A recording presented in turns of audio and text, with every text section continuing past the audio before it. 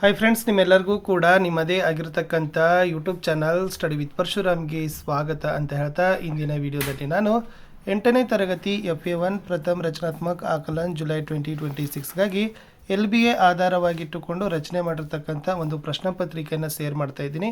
ಇದು ನಾವು ಹಾಕ್ತಕ್ಕಂಥ 2ನೇ ಸೆಟ್ನ ಪ್ರಶ್ನೆ ಪತ್ರಿಕೆ. ಆಲ್ರೆಡಿ ಇದಕ್ಕಿಂತ ಒಂದು ಪ್ರಶ್ನೆ ಪತ್ರಿಕೆಯನ್ನು ಹಾಕಿದ್ದೆ. ಹಾಕಿರ್ತಕ್ಕಂಥ ಎಲ್ಲ ವಿಷಯಗಳ ಲಿಂಕನ್ನು ವಿಡಿಯೋದ ಡಿಸ್ಕ್ರಿಪ್ಷನ್ ಬಾಕ್ಸ್ನಲ್ಲಿದ್ದಾವೆ, ದಯಮಾಡಿ ಅವುಗಳನ್ನು ನೋಡಿ. ಇನ್ನೂ ಕಷ್ಟ ಅನಿಸಿದರೆ ಪಾಠದ ಪ್ರಶ್ನೋತ್ತರಗಳ ವಿಡಿಯೋಗಳನ್ನೇ ಅಪ್ಲೋಡ್ ಮಾಡಿದ್ದೀವಿ. ಓಕೆ, ಅದನ್ನು ಕೂಡ ನೀವು ಹೋಗಿ 8th ಹಿಂದಿ ಪ್ರಶ್ನೋತ್ತರ ಅಂತಲೇ ಒಂದು ಪ್ಲೇಲಿಸ್ಟ್ ಲಿಂಕ್ ಇದೆ, ಅಲ್ಲಿ ಹೋಗಿ ಪ್ರತಿ ಪಾಠದ ಪ್ರಶ್ನೋತ್ತರಗಳನ್ನು ಸಹಿತ ನೀವು ಆರಾಮಾಗಿ ನೋಡಿ ನಿಮ್ಮ ಸ್ಟಡಿಯನ್ನು ಇನ್ನಷ್ಟು ಗಟ್ಟಿಗೊಳಿಸ್ಬೋದು. ಶುರು ಮಾಡೋಣ. 8ನೇ Hindi question paper FA1. Okay, so ಇದು 15 ಮಾರ್ಕ್ಸು. ಏಕೆಂದರೆ ಸಮಗ್ರ ಪ್ರಗತಿ ಪತ್ರದಲ್ಲಿರ್ತಕ್ಕಂಥದ್ದು 15 ಅಂಕಗಳ ವೇಟೇಜ್ ಇರೋದ್ರಿಂದ ನಾವು ಕೇವಲ 15 ಅಂಕಗಳ ಪ್ರಶ್ನೆ ಪತ್ರಿಕೆಗಳನ್ನೇ ಸಿದ್ಧವನ್ನು ಮಾಡಿರೋದು. ಓಕೆ, 5, 6, 7, 8 ಕ್ವಶನ್ ಪೇಪರ್ಗೆ ತೆಗೆದುಕೊಂಡಿರ್ತಕ್ಕಂಥ ಸಿಲೆಬಸ್ ಜೂನ್ದು 10% ಆಗಬೇಕು, ಜುಲೈದು 15% ಆಗಬೇಕು, ಓವರಾಲ್ 25% ಸಿಲೆಬಸನ್ನು ಮುಗಿಸ್ಬೇಕು. ಓಕೆನಾ. ಸೊ ಇಲ್ಲಿ ಪ್ರಾರ್ಥನಾ ಅಂತಕ್ಕಂಥ ಪದ್ಯಪಾಠದಿಂದ 4 ಅಂಕ 3 ಪ್ರಶ್ನೆ ತೊಗೊಂಡಿವಿ. ಮಿರ್ಚ್ ಮಸಾಲ 4 ಅಂಕ 2 ಪ್ರಶ್ನೆ, ಮೇರಾ ದೇಶ್ ಮೇರಿ ಮಾ 3 ಅಂಕ 2 ಪ್ರಶ್ನೆ, ಶಿಕ್ಷಾ 3 ಅಂಕ 2 ಪ್ರಶ್ನೆ, ಒಟ್ಟು 15 ಅಂಕ 10 ಪ್ರಶ್ನೆಗಳಿಗೆ ಬಳಕೆಯನ್ನು ನಾವೇನು ಮಾಡಿದ್ದೀವಿ ಅಂತಂದರೆ ಬಳಸಿಕೊಂಡಿರೋದು. ಉದ್ದೇಶ ಆಧಾರಿತ ಅಂಕ ಹಂಚಿಕೆಗಳನ್ನು ನೋಡೋದಾದರೆ ಸ್ಮರಣೆಗೆ 6 ಅಂಕ ಕೊಟ್ಟಿದ್ದೀವಿ, ಸಮಜ್ನಾಗೆ 6 ಅಂಕ ಕೊಟ್ಟಿದ್ದೀವಿ, ಅಭಿವ್ಯಕ್ತಿಗೆ 3 ಅಂಕ ಕೊಟ್ಟಿದ್ದೀವಿ, ಒಟ್ಟು 15 ಅಂಕಗಳನ್ನು ಕೊಟ್ಟಿರ್ತಕ್ಕಂಥದ್ದು. ಪ್ರಶ್ನೆ ಪ್ರಕಾರಗಳನ್ನು ನೋಡೋದಾದರೆ ವಸ್ತುನಿಷ್ಠ ಮತ್ತು ಅತಿ ಲಘು ಉತ್ತರ 6 ಅಂಕಕ್ಕೆ ಬಳಕೆ ಮಾಡಿದ್ದೀವಿ, ಲಘು ಉತ್ತರ 6 ಅಂಕ, ದೀರ್ಘ ಉತ್ತರ 3 ಅಂಕ, ಒಟ್ಟು 15 ಅಂಕ. ಇನ್ನು ಕಠಿಣತೆ ಮಟ್ಟ ಆಧರಿಸಿ ಅಂಕ ಹಂಚಿಕೆಗಳನ್ನು ನೋಡೋದಾದರೆ ಸರಳ 6 ಅಂಕ ಇದ್ದಾವೆ, ಸಾಧಾರಣ 6 ಅಂಕ ಇದೆ, ಕಠಿಣ 3 ಅಂಕ ಇದೆ, ಒಟ್ಟು 15 ಅಂಕಗಳನ್ನು ಇರೋದು. ಸರಳವಾಗಿ 4 ಪಾಠದ ಅಂಕ ಹಂಚಿಕೆಗಳನ್ನು ನೋಡೋದಾದರೆ ಪ್ರಾರ್ಥನಾ ಪದ್ಯಪಾಠಕ್ಕೆ 1 ಅಂಕದ 1, 3 ಅಂಕದ 1, 2 ಪ್ರಶ್ನೆ 4 ಅಂಕ, ಮಿರ್ಚ್ ಮಸಾಲ 1 ಅಂಕದ 2, 2 ಅಂಕದ 1, 3 ಪ್ರಶ್ನೆ 4 ಅಂಕ, ಮೇರಾ ದೇಶ್ ಮೇರಿ ಮಾಗೆ 1 ಅಂಕದ 2, 2 ಅಂಕದ 1, 3 ಪ್ರಶ್ನೆ 4 ಅಂಕ, ಮೇರಾ ದೇಶ್ ಮೇರಿ ಮಾ 1 ಅಂಕದ 2, 2 ಅಂಕದ 1, 3 ಪ್ರಶ್ನೆ 4 ಅಂಕ, ಶಿಕ್ಷಾಗೆ 1 ಅಂಕದ 1, 2 ಅಂಕದ 1, 2 ಪ್ರಶ್ನೆ 3 ಅಂಕ. ಒಟ್ಟು ಪ್ರಶ್ನೆ ಪತ್ರಿಕೆಯಲ್ಲಿ ಬಳಕೆ ಮಾಡಿರ್ತಕ್ಕಂಥದ್ದು 1 ಅಂಕದ 6 ಇದ್ದಾವೆ, 2 ಅಂಕದ 3, 3 ಅಂಕದ 1, 10 ಪ್ರಶ್ನೆ 15 ಅಂಕಗಳಿಗಾಗಿ ನಾವೇನು ಮಾಡಿರೋದು ವೇಟೇಜನ್ನು ಮಾಡಿರೋದು. ಪ್ರಶ್ನೆ ಪತ್ರಿಕೆಯ ಕೀ ಉತ್ತರಗಳನ್ನೇ ಡೈರೆಕ್ಟಾಗಿ ನಾನು ನಿಮ್ಮ ಜೊತೆ ಡಿಸ್ಕಸ್ ಮಾಡುವ. ಎಸ್, प्रथम रचनात्मक आकलन जुलाई 2026 उत्तर सूची कक्षा 8वीं, विषय तृतीय भाषा हिंदी, अंक 15, समय 40 मिनट. फर्स्ट वन, सही विकल्प चुनकर संकेताक्षर सहित लिखिए. ಸರಿಯಾದ ಉತ್ತರವನ್ನು ಆರಿಸಿ ಕ್ರಮಾಕ್ಷರದೊಂದಿಗೆ ಬರೀಬೇಕು. ಒಟ್ಟು 3 ಪ್ರಶ್ನೆಗಳು, ಪ್ರತಿ ಸರಿಯಾದ ಉತ್ತರಕ್ಕೆ 1 ಅಂಕ, 3 ಪ್ರಶ್ನೆ 3 ಅಂಕ. ಸಚ್ ಕಾ ವಿಲೋಮ ಶಬ್ದ ಅಂತ ಕೇಳಿದ್ದಾರೆ. ಎ ಖರ, ಬಿ ಝೂಟ್, ಸಿ ಸಹಿ, ಡಿ ಬುರಾ. ಸೊ ಸಚ್ ಏನಾಗ್ತದಪ್ಪ ಅಂತಂದರೆ ಝೂಟ್ ಅಂತಕ್ಕಂಥದ್ದಾಗ್ತದೆ. ಸೊ ಬಿ ಝೂಟ್ ಈಸ್ ದ ರೈಟ್ ಆನ್ಸರ್. ಪ್ರಶ್ನೆ 2, ನಿಮ್ನಲಿಖಿತ ಶಬ್ದೋ ಮೇ ಸೆ ಬಹುವಚನ ಶಬ್ದ ಹೇ ಅಂತ ಕೇಳಿರೋದು. ಎ ಬೇಚಾರ, ಬಿ ಮುರ್ಗಾ, ಸಿ ಗೋರಿಯಾ, ಡಿ ಬಾತೆ. ಇಲ್ಲಿ ಬಹುವಚನ ಇರೋದು ಕೇವಲ ಡಿ ಬಾತಿ ಅಂತಕ್ಕಂಥದ್ದು ಮಾತ್ರ.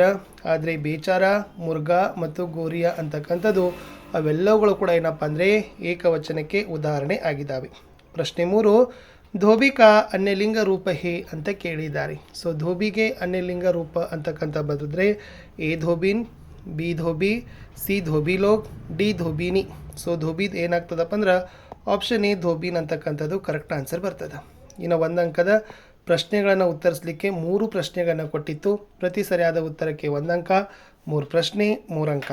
ಏಕ್ ದಿನ್ ಭೋಲು ಕ್ಯಾ ಕರ್ ರಹಾ ತಾ ಅಂತ ಕೇಳಿದ್ದಾರೆ. ಸೊ ದ ಆನ್ಸರ್ ಈಸ್ ಏಕ್ ದಿನ್ ಭೋಲು ಆಂಗನ್ ಮೇ ಬೇಟ್ಕರ್ ದೂದ್ ಪಿ ರಹಾ ತಾ ಅಂತ ಇತ್ತು. ಸೊ ಒಂದು ದಿನ ಭೋಲು ಮನೆಯ ಅಂಗಳದಲ್ಲಿ ಕುಳಿತುಕೊಂಡು ಹಾಲನ್ನು ಕುಡಿತಾ ಇದ್ದ ಅನ್ನೋದನ್ನು ನೀವು ಬರಿಬೇಕು. 5ನೇ ಪ್ರಶ್ನೆ, ಮೇಜರ್ ಕೋ ಕಿಸ್ನೆ ಆಶೀರ್ವಾದ್ ದಿಯಾ ಅಂತ ಕೇಳಿದ್ದಾರೆ. ಸೊ ಮೇಜರನಿಗೆ ಯಾರು ಆಶೀರ್ವಾದವನ್ನು ಮಾಡಿದ್ರು ಅಂತ ಇತ್ತು. So the answer is major ಕೋ ಉಸ್ಕಿ ಮಾನೆ ಆಶೀರ್ವಾದ್ ದಿಯಾ. ಸೊ ಮೇಜರನಿಗೆ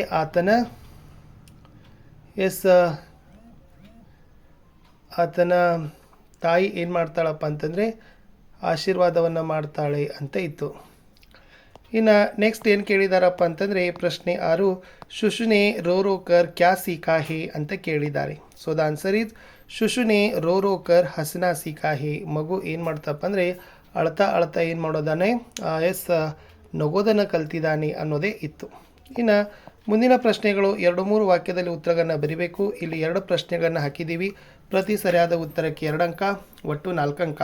ಪ್ರಶ್ನೆ 7, ಭೋಲು ಕ್ಯೂ ಘಬರಾ ಗಯಾ ಅಂತ ಕೇಳಿದ್ದಾರೆ.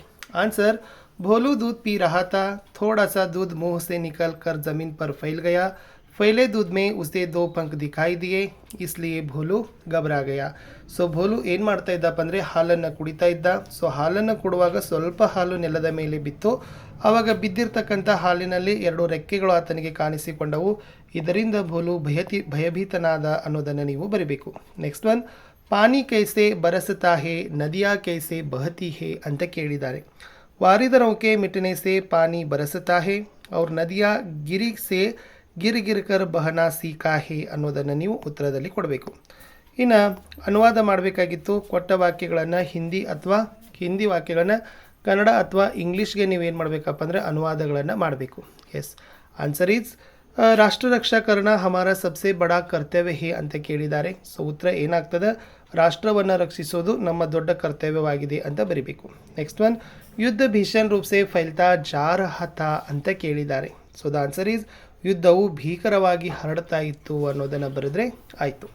ಇನ್ನು ಲಾಸ್ಟ್ ಪ್ರಶ್ನೆ ಏನಿತ್ತಪ್ಪ ಅಂದರೆ ಪದ್ಯಭಾಗವನ್ನು ಪೂರ್ಣ ಮಾಡಬೇಕು. ಸಚ್ ಬೋಲೆದಿಂದ ಬಿಸ್ರಾಯೆವರೆಗೆ ಏನು ಬರಿಬೋದು, ಸಚ್ ಬೋಲೆ ಸಚ್ ಬಾತ್ ವಿಚಾರೆ ಭಲೆ ಕಾಮ ಪರ ಜೀವನ ವಾರೆ ಮಿಲ್ಕರ್ ರಹೆ ನಿಯಮ್ ಅಪನಾಯೆ ಬೀತಿ ಬಾತೋಂ ಕೋ ಬಿಸ್ರಾಯ್.